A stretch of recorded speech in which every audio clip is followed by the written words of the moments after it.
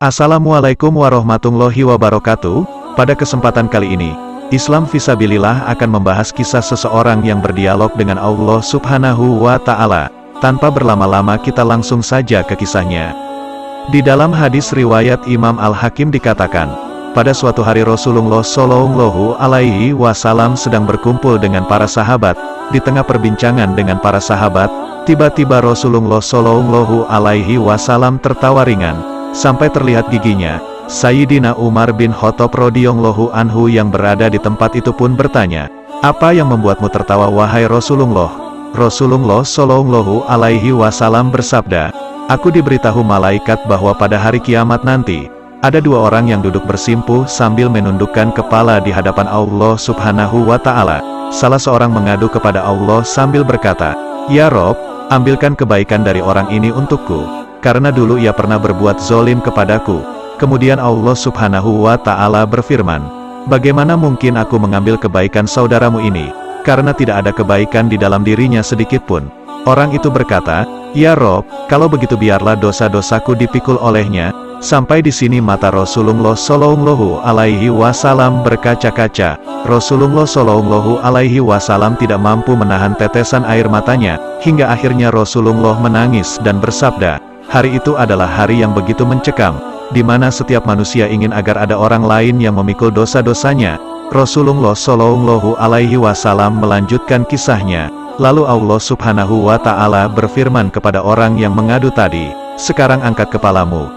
Orang itu pun mengangkat kepalanya lalu ia berkata, 'Ya Rob, aku melihat di depanku ada istana-istana yang terbuat dari emas dan puri, dan singgasananya yang terbuat dari emas dan perak bertahtakan intan berlian. Ya Rob, istana-istana ini untuk nabi yang mana ya Rob? Untuk orang sidik yang mana ya Rob? Untuk syuhada yang mana ya Rob?'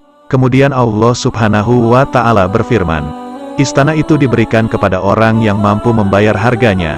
Orang itu berkata, 'Siapa yang mampu membayar harganya ya Rob?' Allah Subhanahu wa Ta'ala berfirman, 'Engkau pun mampu membayar harganya.' Orang itu terheran-heran sambil berkata, 'Dengan cara apa aku membayarnya ya Rob?'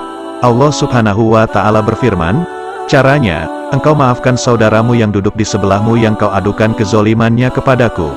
Kemudian orang itu berkata, 'Ya Rob, kini aku memaafkannya.' Kemudian Allah Subhanahu wa Ta'ala berfirman, 'Kalau begitu gandeng tangan saudaramu itu dan ajak dia masuk ke dalam surga bersamamu.' Setelah menceritakan kisah itu, Rasulullah Shallallahu Alaihi Wasallam bersabda, 'Bertakwalah kalian kepada Allah, dan hendaknya kalian saling berdamai dan memaafkan. Sesungguhnya Allah mendamaikan persoalan yang terjadi di antara kaum muslimin. Di dalam menjalani kehidupan bersosial kita tidak bisa menjauh dari bersinggungan dengan orang lain. Apakah disengaja atau tidak, disadari atau tidak, kadang kita sebagai manusia tidak akan luput dari kesalahan, dan jika kita memiliki kesalahan, maka segeralah untuk meminta maaf. Begitu juga sebaliknya, jika kita pernah tersakiti atau dizolimi oleh orang lain, maka segeralah memaafkannya. Jangan tunggu ia datang kepada kita untuk meminta maaf, karena dengan memaafkannya maka kita akan mendapatkan balasan yang luar biasa dari Allah Subhanahu wa Ta'ala. Seperti dalam kisah ini, amalan hati yang nilainya tinggi di sisi Allah Subhanahu wa Ta'ala adalah meminta maaf, memberi maaf, dan saling memaafkan. Kisah ini terdapat dalam hadits yang diriwayatkan oleh Imam Al-Hakim dengan sanad yang sahih. Di dalam riwayat lain Rasulullah Shallallahu Alaihi Wasallam bersabda, 'Barang siapa memaafkan saat ia mampu membalas, maka Allah akan memberinya maaf pada hari kesulitan.' Hadis riwayat Tabrani. Wallahu a'lam.